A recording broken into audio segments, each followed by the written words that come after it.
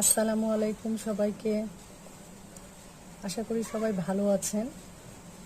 আজকে শুক্রবারের দিন, একটু পরে সবাই জুম্মার নামাজ পড়তে যাবে। আমি একটা লং ভিডিও করার জন্য বসেছি আসলে।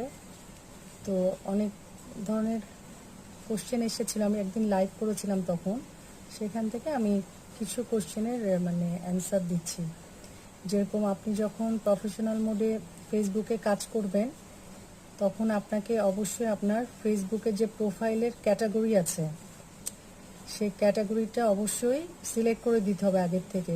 কারণ হচ্ছে যে আপনি তার মানে ফেসবুককে এটা জানাতে চাচ্ছেন যে আপনি ওই ক্যাটাগরির এগেনস্টে কন্টেন্ট ক্রিয়েট করবেন বা করতে চাচ্ছেন, এবং ওই ধরনের কন্টেন্টই আপনি বেশি করে